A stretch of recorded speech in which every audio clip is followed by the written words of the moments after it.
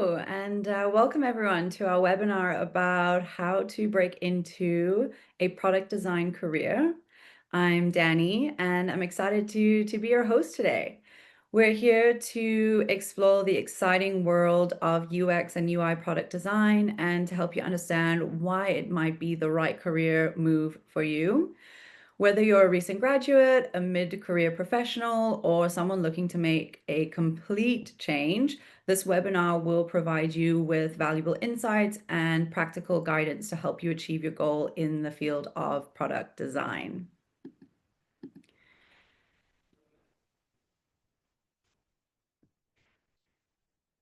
Just to give you a little bit of context on the partnership between King's College London and Fourth Rev, the partnership brings together the best of university education and industry best practices to design and deliver our career accelerators, a learning model that's purpose-built to fast-track careers.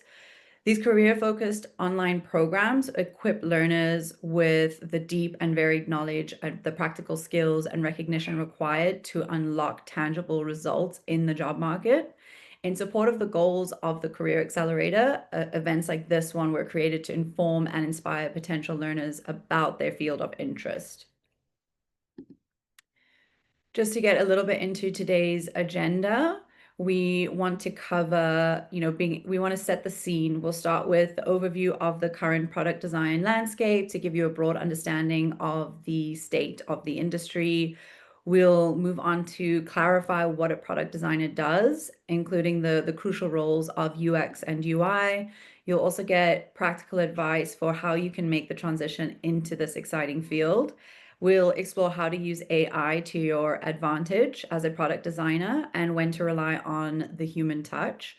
And then finally, we'll look at how the King's UX and UI product design career accelerator can really help you navigate this career change. And I'd like to get started by introducing our panel of experts for today. I'm gonna call on our experts panel to introduce themselves. Justin, you've put your camera on first. So I'm gonna pick on you to go first.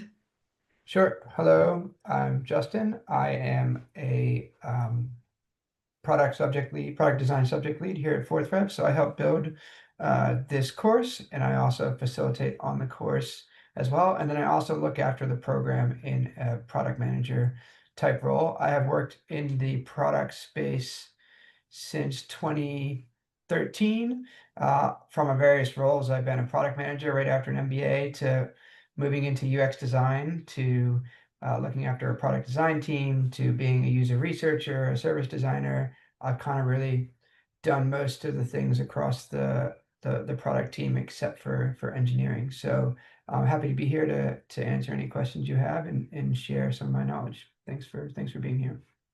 Thanks, Justin. There's still time to tackle engineering. I will hand over to Claudia. Awesome. Thanks, Danny. Hi, everyone.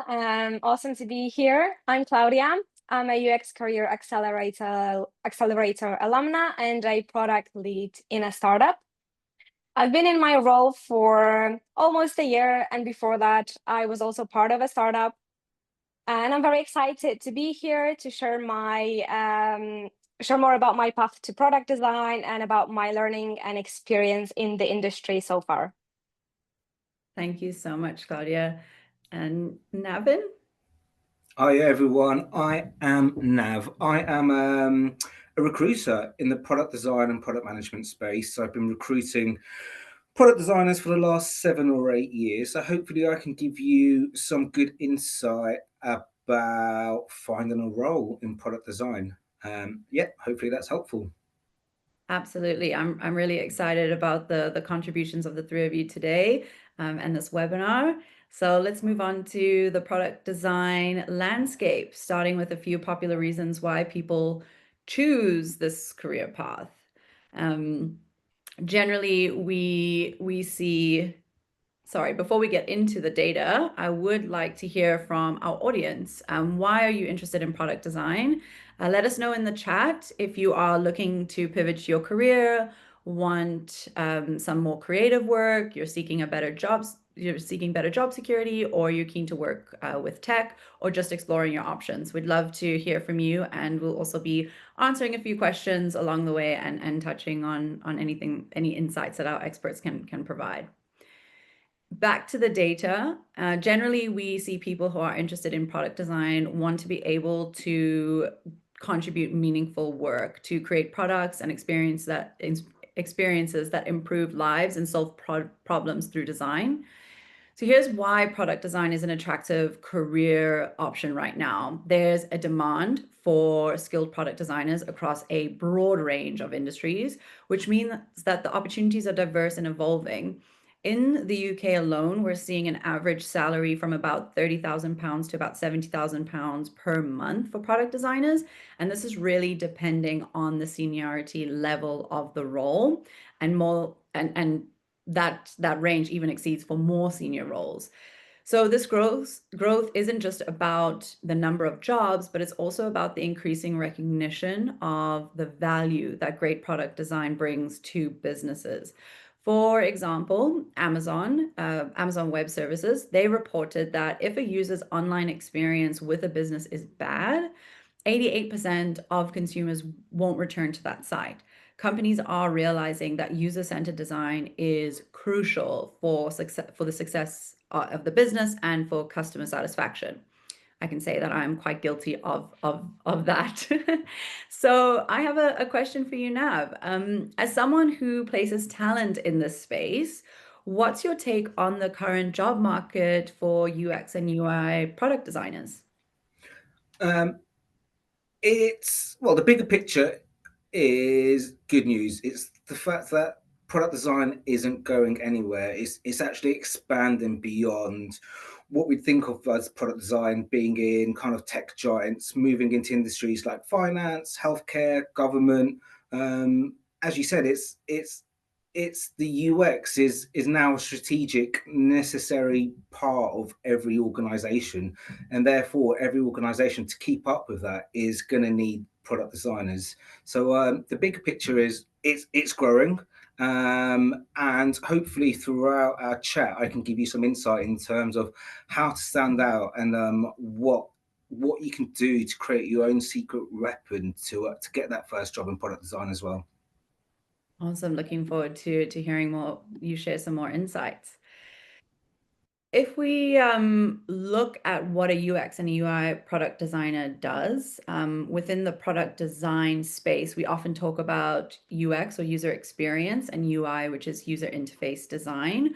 While these are distinct areas, they're closely related to and often overlap in a product designer's role. UX design focuses on the overall experience of using a product. It involves understanding user needs, creating user flows, and ensuring the product is intuitive and satisfying to use. Whereas in UI design, it's more about the visual and interactive elements of the product. This includes creating visually appealing interfaces and ensuring brand consistency and designing micro interactions that really delight the user. As a product designer, you'll likely need to have skills in both of those areas, allowing you to create products that are both functional and beautiful. No pressure. Justin, a question for you. Why do you believe it's beneficial for product designers to have a strong grasp of both UX and UI design? Yeah, I think there is a trend across definitely the tech industry, but across, I think, all jobs, especially with the rise of AI, to have a broader scope of responsibilities when it comes to roles. And I think the more equipped you are, so there's construction above me. Hopefully you all cannot hear it.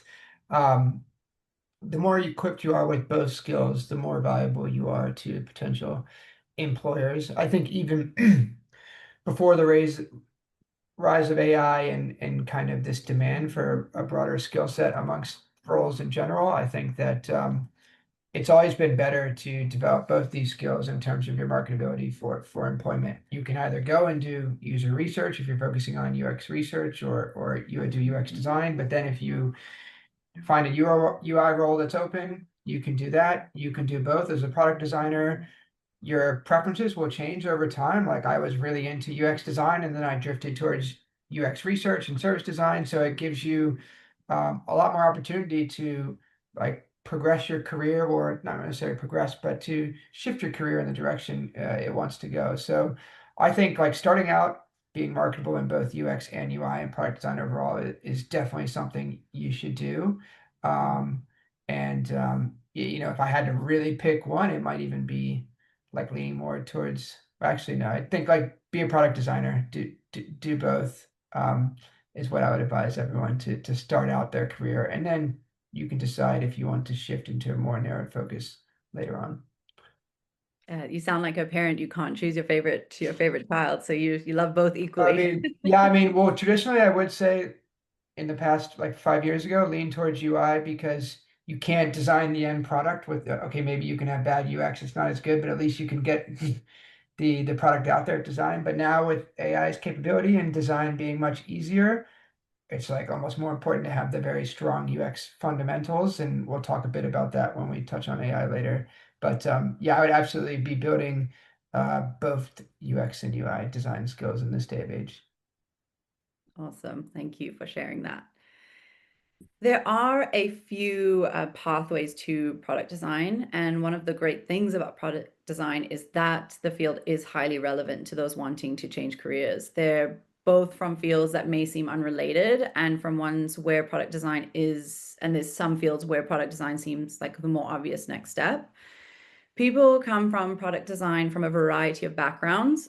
Some common paths include graphic design, web development, marketing, even fields like psychology can be relevant to a career switch here. What these backgrounds often have in common is a mix of analytical thinking and creativity. And there are a lot of transferable skills that you can bring from those fields, which you'll see on the screen right here. We'll cover this a little bit later, but one of the keys to making a successful transition to the focus on developing the most valuable core skills needed in product design and building a portfolio that showcases them.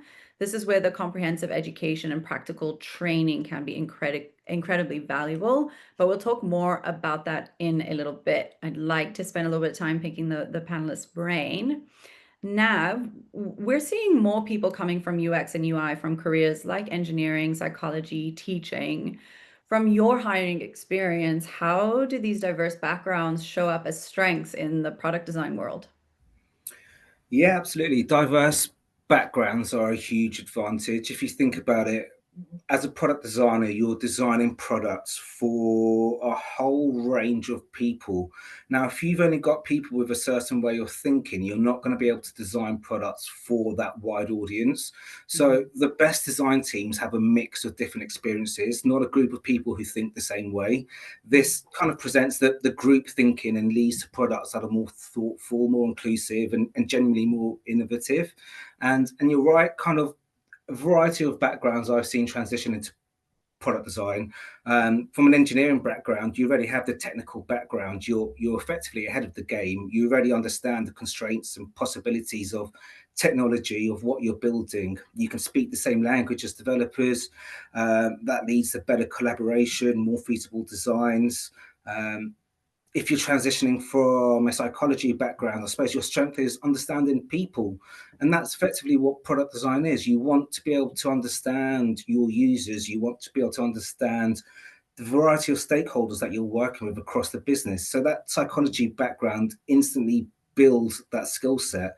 And then from anyone transitioning, let's say from a teaching background, you're already an expert in simplifying complex information and making that accessible. So that's your superpower. And whatever background you're transitioning from, you're bringing in a superpower that perhaps other people in that team don't have. So it's not a case of completely relearning, reskilling, but using your skills and experience that you already have to transition into product design. Yeah, absolutely. Thanks for sharing that insight. I think the same can be said from pivoting from one industry into UX, just using that experience as well. We can talk a little bit more about that with your enrollment advisor as well. Claudia, you're a Career Accelerator graduate and now a lead UX designer. What surprised you most about your path into the role? or maybe something that you didn't expect when you first started learning about UX design? I think one of the things that everyone highlighted when I started the Career Accelerator is how important communication is. And I'm steering away from the classic UX, UI design skills, but I just want to touch upon that because it was highlighted, but I think I didn't expect how much of a difference it can make. It can literally make or break your designs, because if you don't communicate them clearly, people might not get your design thinking, why that was, why we went with these designs. Another aspect is also that as a UX designer, I'm very much involved in product. I'm in a startup, so I collaborate with every stakeholder on the team. And that means that I have to adapt my communication based on who I'm speaking to. Because if I'm speaking to engineers, they will care about technical constraints, timelines. If there is a more complex decision made, why was it made? Why do we need to spend more time on this? And how it affects their kind of backlog. If I'm speaking to leadership, it's a completely different conversation, because here we're trying to win clients. How do we differentiate ourselves from the competition?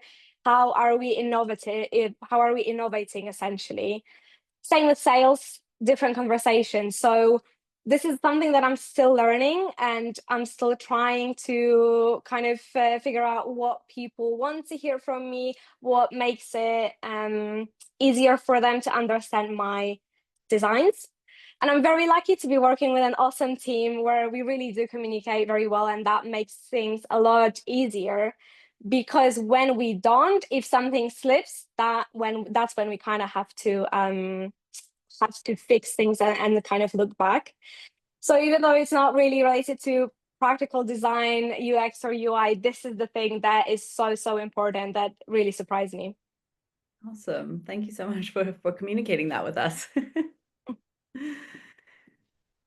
There are a few key skills that will help you become a successful product designer, and there are several key skills that you'll need to develop. So some of them include user research, so learning how to gather and to analyze user data, wireframing and prototyping, creating blueprints of your designs, visual design, developing your eye for aesthetic and layout, usability testing, understanding how to validate your designs with real users, design software proficiency, so mastering tools like Figma or Sketch, then a basic understanding of HTML and CSS. This helps you communicate better with developers.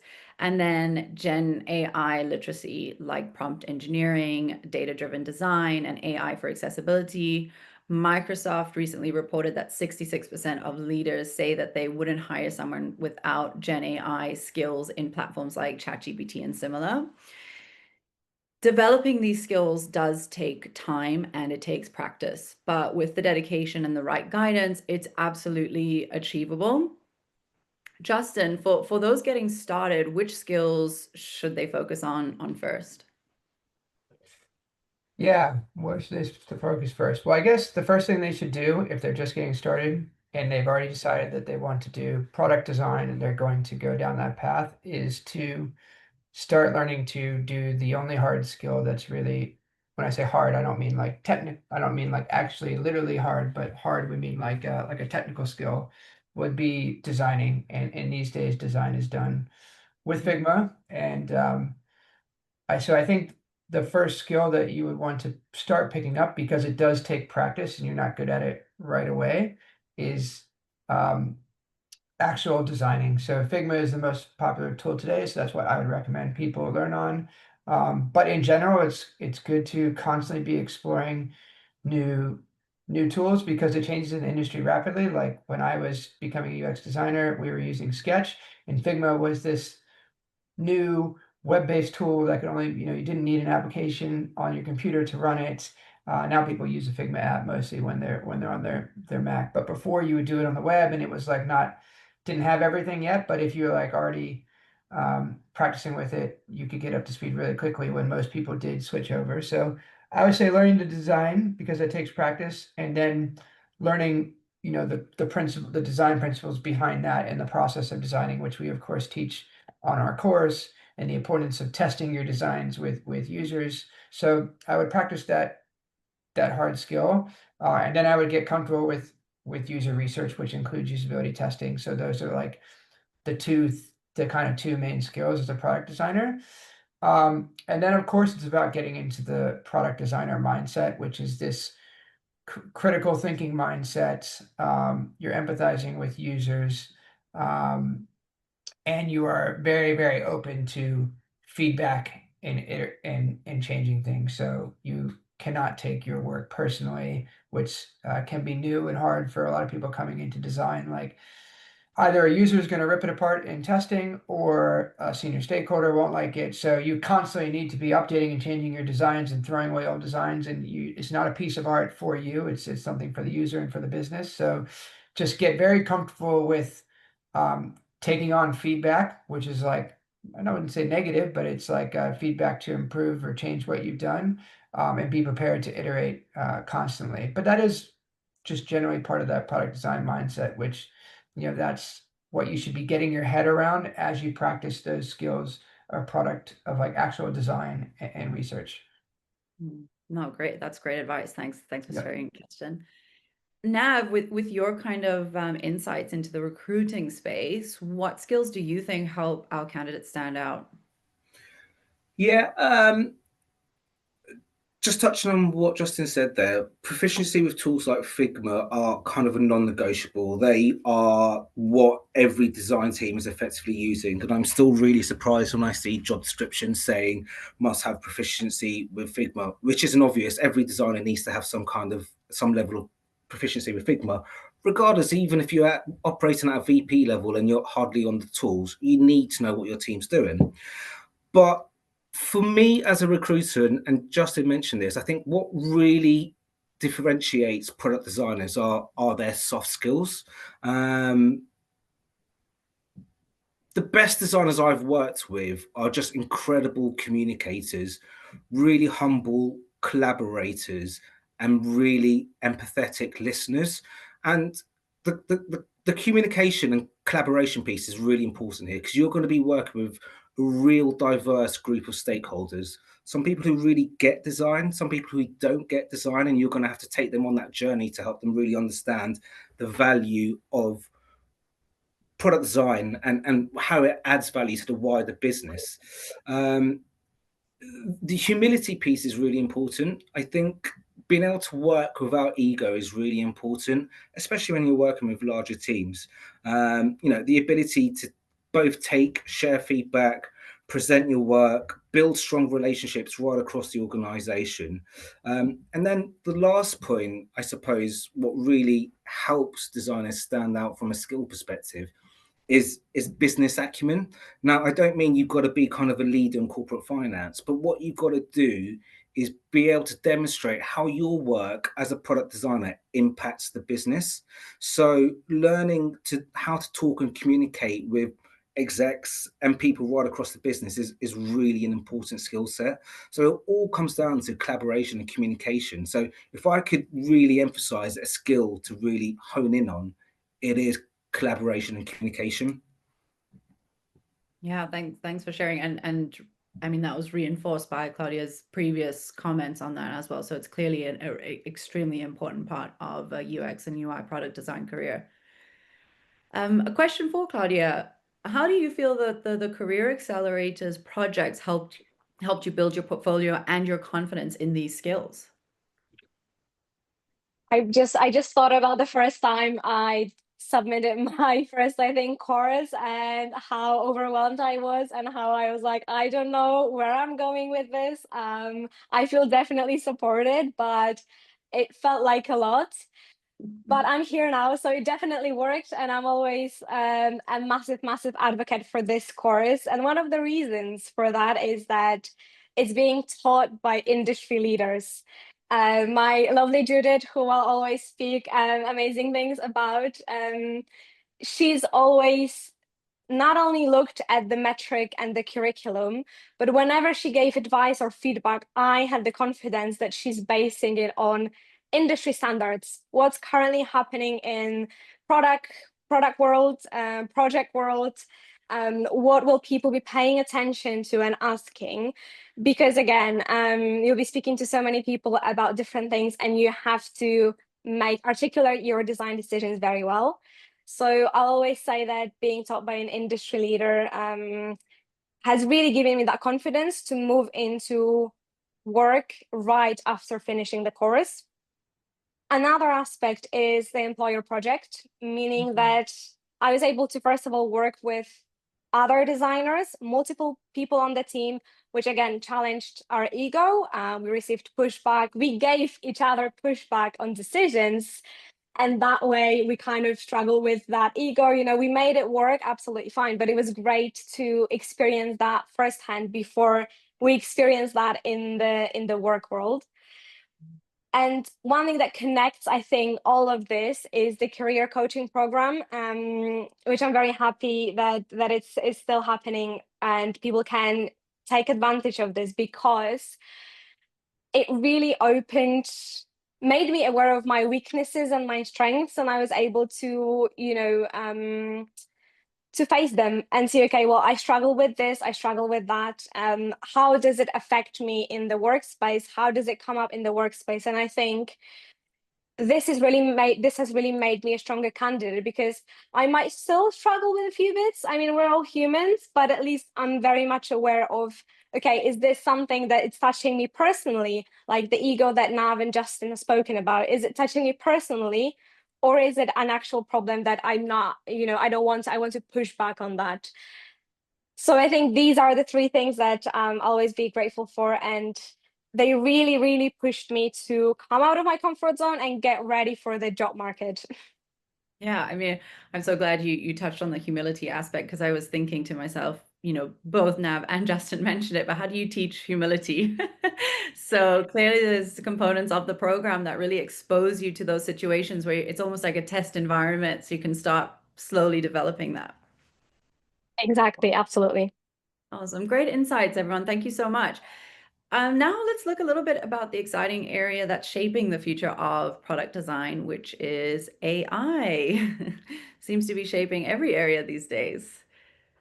There is a lot of hype around AI and a lot that is justified, but we also need to take a step back and see exactly where it's useful and where it's not useful. So while AI alone is not going to make you the best, product designer out there, but knowledge of what opportunities exist for AI in your role and learning how to harness them can be a powerful career differentiator. It's already reshaping UX and UI in helping in areas like user research, wireframing, and rapid prototyping, personalization at scale, and accessibility. But there's also clear areas where the human touch still has the upper advantage, and most of it revolves around our innate knowledge of what it actually means to be a human. Areas like empathy, creative intuition, and an understanding of emotional needs. Justin, there's a lot of buzz around AI tools in design right now, from prototyping to personalization. From your hands-on experience, where is AI actually making a meaningful impact, and what human skills still lead in this field? Sure.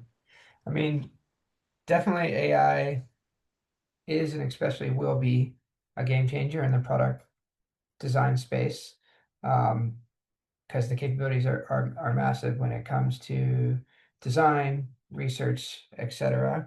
I do think, and we do a 3-part masterclass series in AI for product design, and the final one is taught by a guy named Bernard Barsley, who designs AI products. And he often says, and I truly believe this, that we will get to a point where AI might be doing like 80% of your design work, and you are bringing the rest of the 20% there, or you are adding the brand identity on top, or you are tweaking the things that AI, when you get responses from AI, or if you ever ask for a design back or an image back from AI, there are some parts that are great and there's other parts that are completely off and way wrong. And so there's tweaking those areas. So I do think not quite today, but very close. There are tools out there. You have UWizard in here. There's another one that we teach in our masterclass called UX Pilot, where you can create first design drafts. It will get to a point where the role is fundamentally changing, and I think it's already shifting when I talk about a bigger scope that people are having, like doing more research. Claudia mentioned being more involved in product strategy and that kind of stuff. I do think that the role will become a bit more encompassing across product. You might specialize even more in accessibility and ethics and inclusivity, while before you had to consider that, but you still had people that were experts that you hired. So I think that will change. Today, what I think you can do is, well, for our learners, what I would like them to do, and I encourage them now, I don't think we did when you were taking the course, Claudia, because AI was like just up and coming, is encourage you when you're a junior to check your work with AI. It can like review your work, give you feedback, and you can use your teachings to assess the feedback it's given. And actually, I test it with some learners' assignments to kind of see what, like how ChatGPT, for example, would give feedback and suggest new designs. And like, okay, yes, it tended to give very material design. I don't know if anyone in the room is a designer, but it's like a certain type of design, and it would tend to do things in like a material design, which is kind of like a simple white space format that we often teach, although there are design trends that are trending away from that and more kind of busier fun stuff, which is kind of cool. But it gave back really good designs and really good suggestions and really good feedback. And some of that you can tell is wrong based on your learnings, but it can help advance you as a designer. It can help build your skill. You can use it as your own kind of mentor, coach, senior advisor. Of course, on the course, you have real life people like Judith and myself, but you don't have access to them 24/7. This tool you can have 24/7. So I would encourage people to use that to help facilitate learning faster. I'm doing it.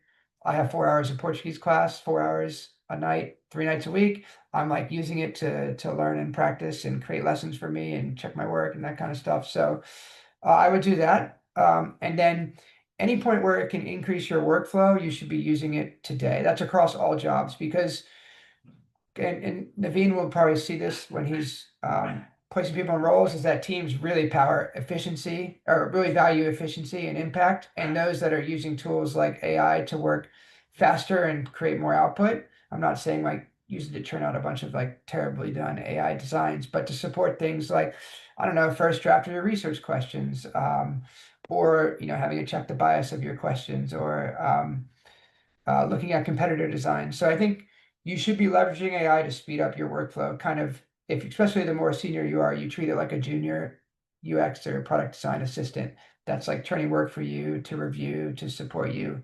That's how you should be doing it today. And I think you should be playing around with how it can do designs and rapid prototyping, just even if it's not being used massively, just getting used to it. Because I mean, today product managers are already being asked to create prototypes using AI, and that's something that traditionally you would need the product designer to do. So that's like, I don't want us to be, where you're going to be competing more with other roles within the product team that you didn't before. So if you can't prototype as fast, in theory, you should be able to prototype faster and better than the product designer, because you can use AI, then you can tweak the designs with your product design expertise. So the lesson is to stay on top of the latest AI trends and use the tools where you can and where you're allowed in work. So it's very long, but I think it will be massive for this space, more so or the same as other spaces. Yeah, I mean, thank you so much for sharing that with us. And that's why it is so important to have the knowledge and to really understand where those opportunities exist and how you can leverage them to your advantage. That makes me think of a question from Nav.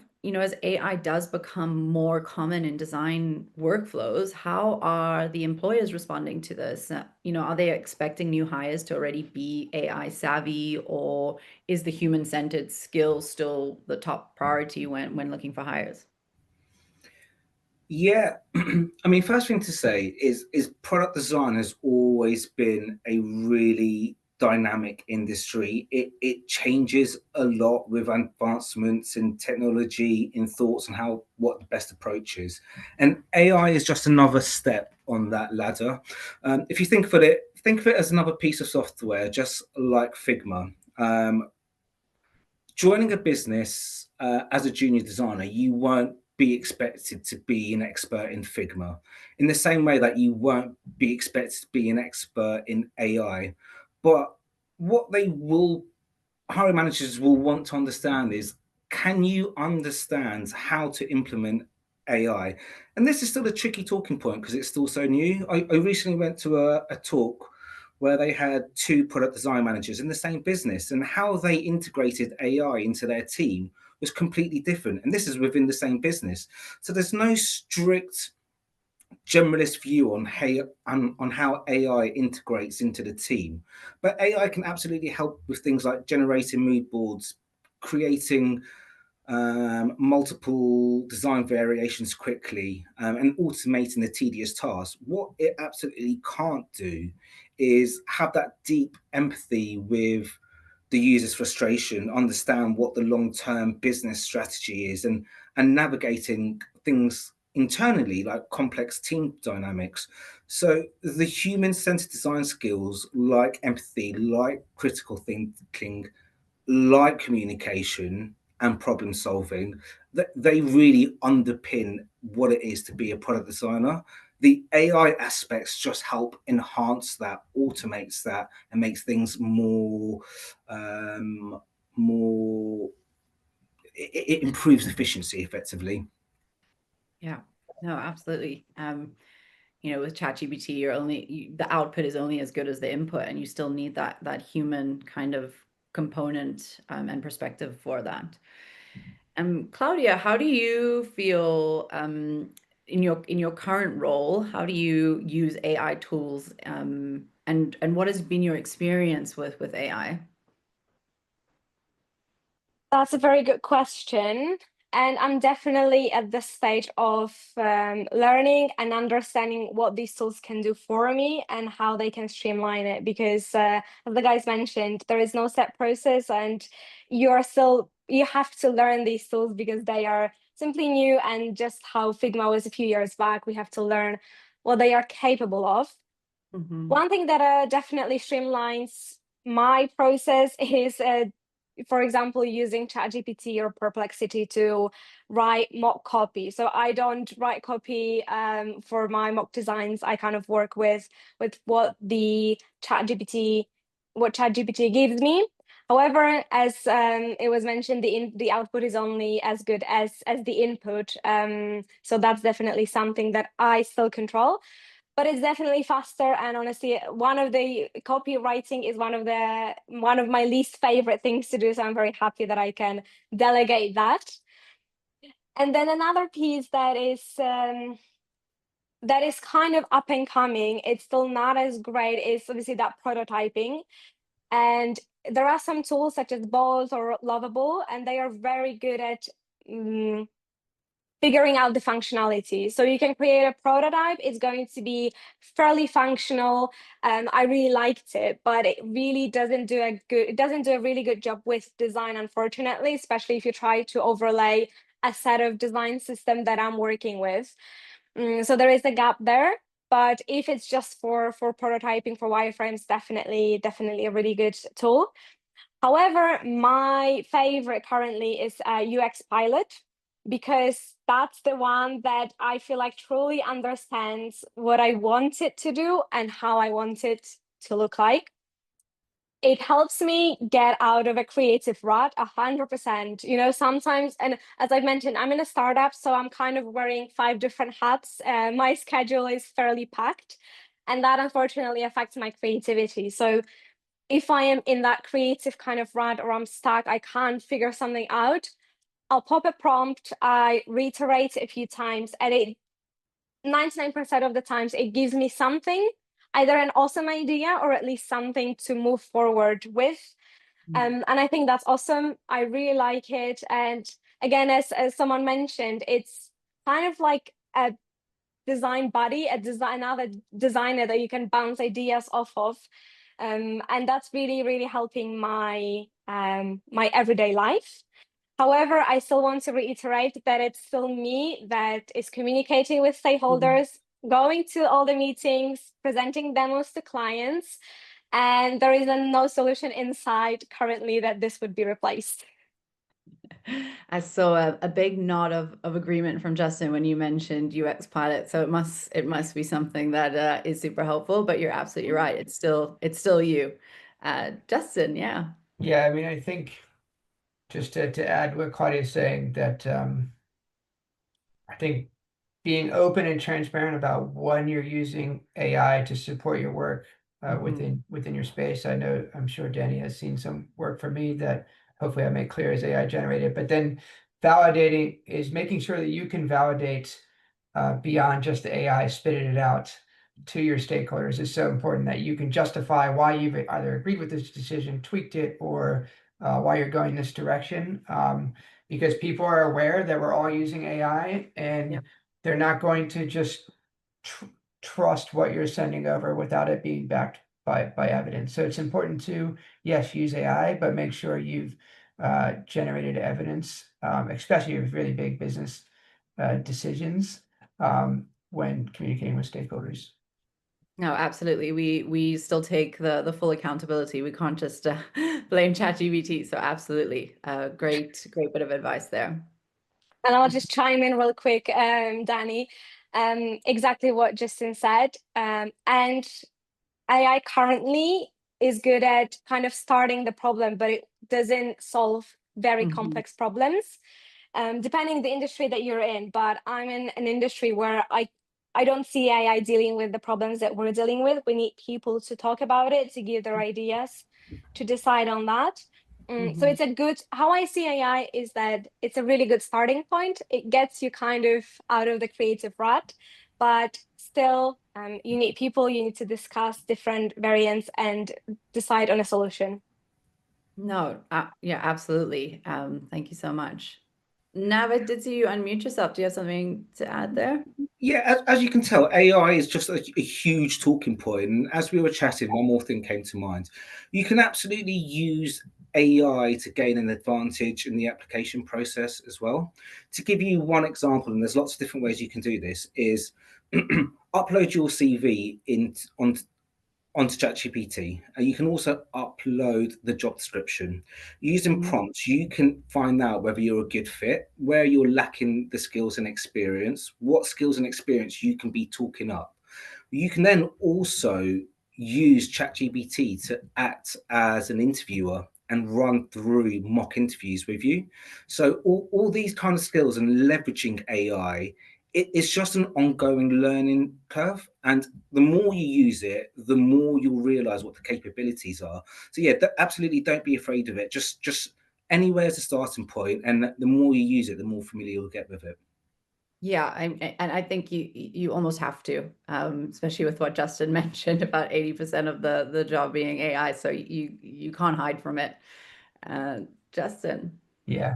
Well, just to be not 80% of the job, but 80% of the technical design, I think Yeah. well, it's possible to get there. I just wanted to add, I think, and just to go on to Nav's point, when you're applying to jobs, I'm just thinking back to when I managed teams at British Telecom. You're always hiring team members with various skill sets, and often the manager or the existing team members themselves don't have that new skill that's coming to market. And so if you can market yourself as being like really AI savvy and using it, either in product design or workflows or communication, I think that can really help you stand out for a skill that learners they might specifically be looking for that skill, or if anything, it's still a strength. So I think it's definitely good to educate yourself on that now.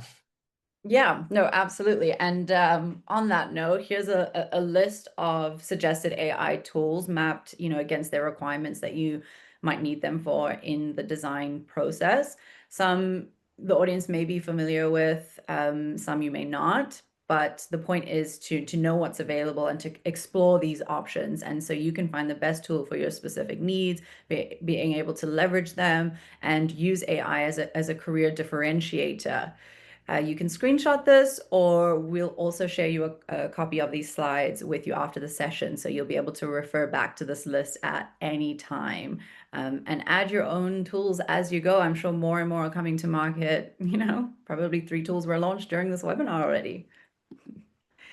And now that we've seen what a product designer does and what the skills are required to have a clear and practical roadmap to help you make this transition, first, we want you to be able to identify your transferable skills. So you might be surprised of how many skills from your current or your past roles are already aligned with the UX and UI design. Whether it's problem solving, visual storytelling, or customer empathy. Next, it's about engaging in structured training. So practical project-based courses from credible institutions can really give you both the technical and the strategic skills needed to succeed, as well as the backing to stand out in the market. Then it's all about your portfolio. This is your proof of capability. Even if you haven't had a client to work for yet, you can build case studies in the practical courses that you choose, as well as through hackathons, volunteering, or even redesigning existing products. Fourth, it's don't do it alone. You don't need to do it alone. Actively seek support, whether it's mentorship, whether it's career coaching, or it's a peer community. Having the right people in your corner can help you accelerate your progress into the UX, UI design, product design field. And finally, we want you to be able to navigate the job market with confidence. So use the tools and the support that you've gained to stand out in applications and interviews, in networking opportunities. These are the critical steps to a roadmap to successfully transition to a product design career. Each step builds on the one from before, and with the right approach, breaking into product design is definitely within reach. With that being said, this is why the UX and the UI Product Design Career Accelerator has been created. You know, if you're excited about these possibilities to break into a career in product design, you know, this program will help you do it. It's designed specifically to help people make that transition, that successful transition into this dynamic field. Our curriculum is comprehensive. It covers all the essential skills that we've discussed today, from user research to wireframing to visual design to usability testing. One of the key areas that sets this program apart is the focus on practical hands-on learning. So you will be working on real world projects, you know, that you'll be able to include in that digital portfolio that we've touched on.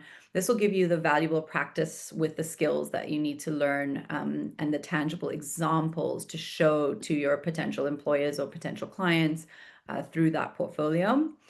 The program itself is also led by industry experts who bring current and relevant experience to the teaching. And importantly, we don't just teach you the skills, but we also provide you with career support to help you to land the career outcome that you're after.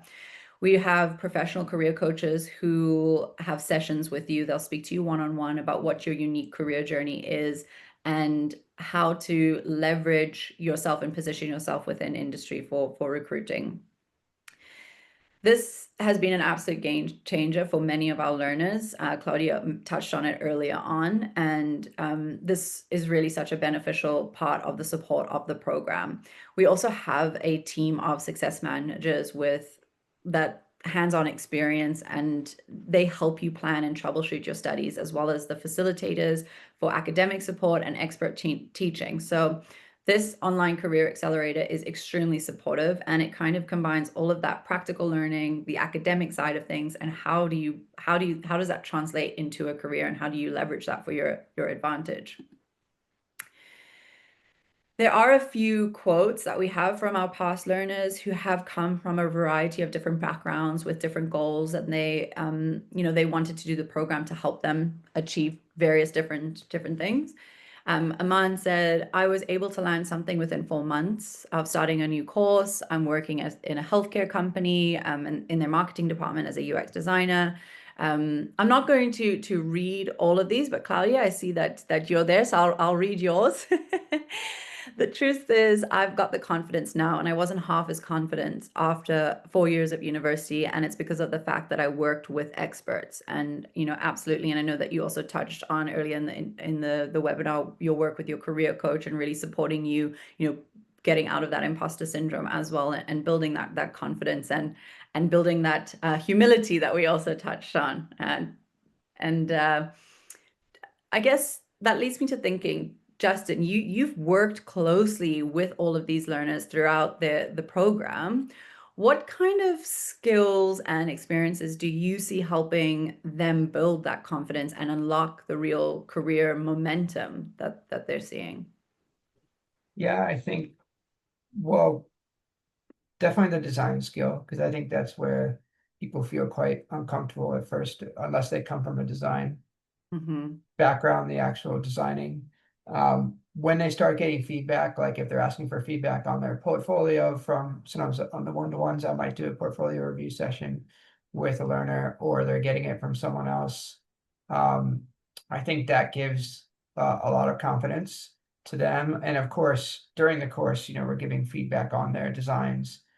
So if they're quite good designs, like, if I put on the design, like this is like, professional level work already, that would obviously give someone huge confidence. And people that tend to score well or do well in the design area in particular tend to do well because they can present it well in their portfolio. And then we don't have a career coach on the call, but they would speak better to this. But I know also from my own experience and from other learners that the more they interview and like can really feel because of the course that they can, I think talking the talk is important because we're interviewing all the time, like being able to go and interview and to talk through the design process. And it's very clear that your communication is going well with the interviewee, and that you feel part of the industry.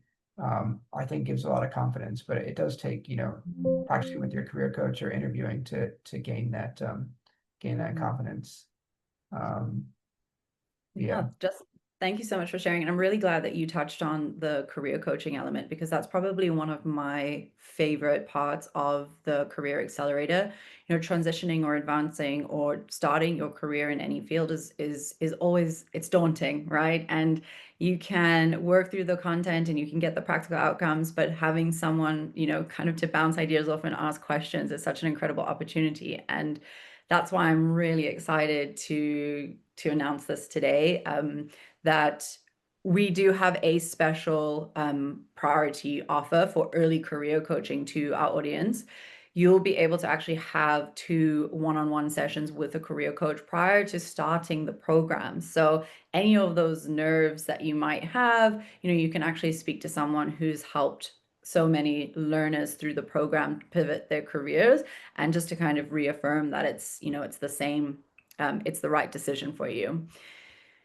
The places on this are extremely limited. We're offering this to about 15 learners this month. And if you're interested in this, I really encourage you to speak to your enrollment advisor. They'll really help kind of add more light into your personal journey through the through the Career Accelerator, and then let you know a little bit more about the career coaching.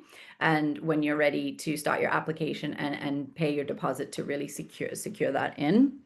Again, space is unlimited. This is an incredible opportunity. I'm really, really excited about it.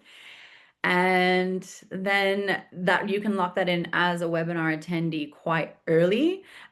So take advantage of that, that coaching support before. If that sounds like the boost that you need and the confidence that you need, make sure you take action quickly. This is, it's an exclusive window. I know that we only have about 5 minutes left with our panelists, so I'm going to open up the Q&A and try and pick out the ones where we can pick Claudia, Nav, and Justin's minds a little bit more, and then I will stay on for maybe a few minutes after, just to making sure that we get to more of the questions. One of the questions is, what is the difference between UX design and product design and UX research? Nav, do you want to ask that, or Justin? I mean, I'll let you decide who takes it.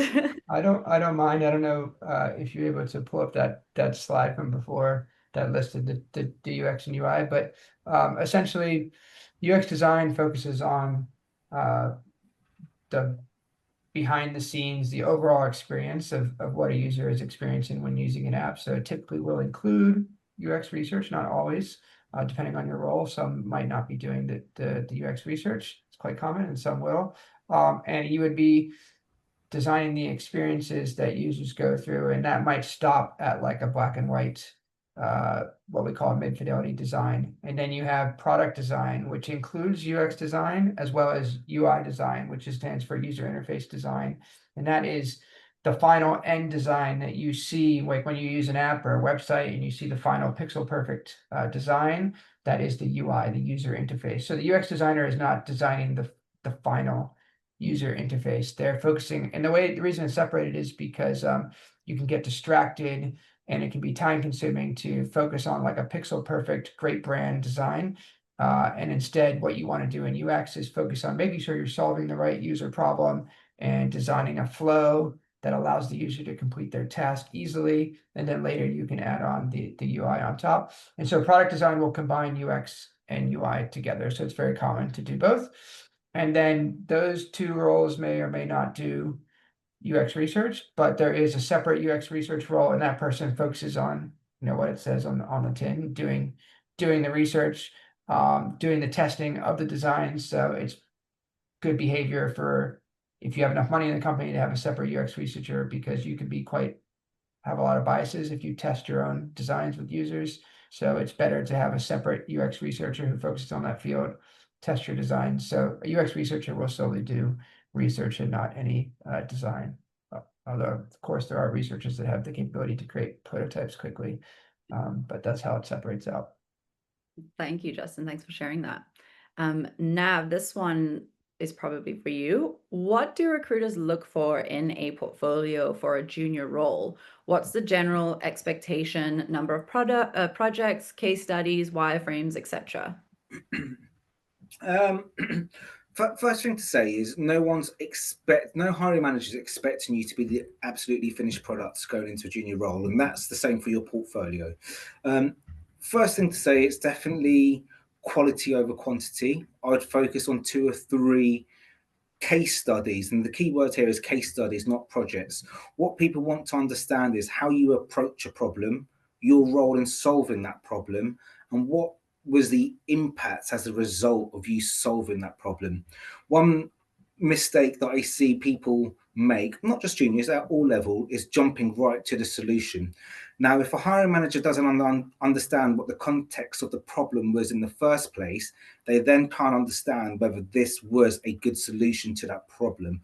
So when you're building out a case study, you want to first off start with the problem. What was your role in solving that problem? And what happened as a result of solving that problem? And then the imagery is what you use to tell that story. Yeah, no, thank you so much for that. And there's another question for you, but I know that we just need to say bye to Justin quickly. So thank you so much for joining us and sharing your insights, Justin. Now, if you have a few more minutes to answer one more question, and we'd love to pick your brain. This one's actually was submitted with your directed at you. So Nav, in your experience, what is the salary range and career potential for a product designer? Good questions. And typically, when you're going for an entry-level role, you'd probably be looking at circa 30,000, depending on the business. It varies slightly, but I'd expect 30 to be a good starting point. Now, I often get a question from people pivoting from different careers to go, well, actually, do you know what? I've got 5 years in X industry. Could I potentially move straight into a mid-level role rather than a junior role? The reality is you're probably going to have the same starting point as everyone else.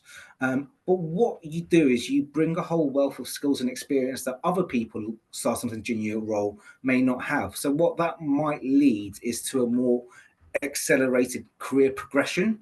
So I'd say it's probably unrealistic to think that you could jump straight into a midweight role, but what you can absolutely do is use your previous skills and experience to accelerate that development into progressing your career within product design. Thank you so much for sharing that. Yeah, I think that's what's so incredible about pivoting to a role like this is leveraging that skills, but still having to work for it.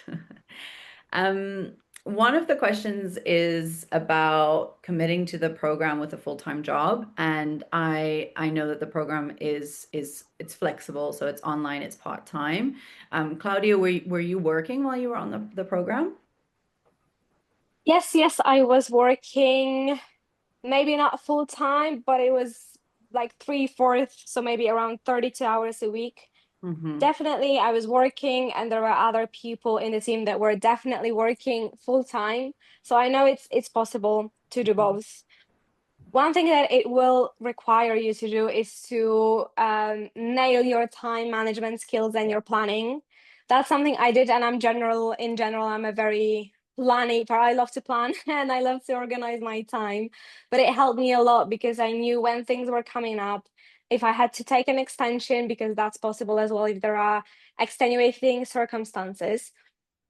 I was very much aware when things were coming up, when the deadlines were, what I needed to work on. And sometimes I slipped, of course I did. But at least that's something that gives you a good idea of where things go. And just to reiterate, we had people on the course that were either parents with small children or they were working full time, fully employed. So it's definitely doable. Awesome. Thank you. Thank you so much for sharing that. Yeah, the program is, it's part-time. It's definitely flexible. Majority of our learners do work full time. On that note, I just want to say thank you for the additional 2 minutes, Claudia and Nav. Really appreciate your contributions to the webinar. It's been great to hear from your experience and to learn from that. And yeah, have a lovely day. Thanks so much. Thank you so much, everyone. And I just wanted to say, if anyone has any additional questions, reach out to me on LinkedIn. I'm very much happy to help share a bit more about the program or anything about the career. So thank you so much. Thanks, Claudia. Absolutely. Good luck, everyone. Product design I still think, is an incredibly exciting space. So yeah, best of luck with whatever you decide to do. Thanks so much. Thank you. Bye. I will stay on to answer maybe one or two more questions, but if your questions weren't answered here today, I do encourage you to book a call with your enrollment advisor, and they'll be able to address all of your questions about the Career Accelerator. And I know that we have a question now about payment plans available for the program. Yes, Beth, we do have various payment plans available. So I would, again, chat to your enrollment advisor about what your current budget for investing in a program like this is. We've got a smaller fee for an upfront payment, and then we do have a 6-month payment plan as well. So definitely chat to your enrollment advisor. They'll be happy to provide all those details and really find the one that's going to be best in that budget for investing in yourself. There is going to be a recording of this webinar, and it will be sent out to you. So if there's any bits that you want to rewatch and learn from, you are absolutely able to. And in fact, we encourage it. We'll probably send you the email within the next 2 days, the email with the recording. If you don't receive it, again, chat to your enrollment advisor. They'll be happy to provide that for you. One of the questions is about creating a portfolio for UX and UI design. From an industry standpoint, I'm not necessarily the person to touch on it, but when it comes to the Career Accelerator, this is an extremely important part of the Career Accelerator. I would say about 50% of the program is practice-based. We want to make sure that you really do develop that portfolio, and we want it to make sure that it's got a unique branding to you.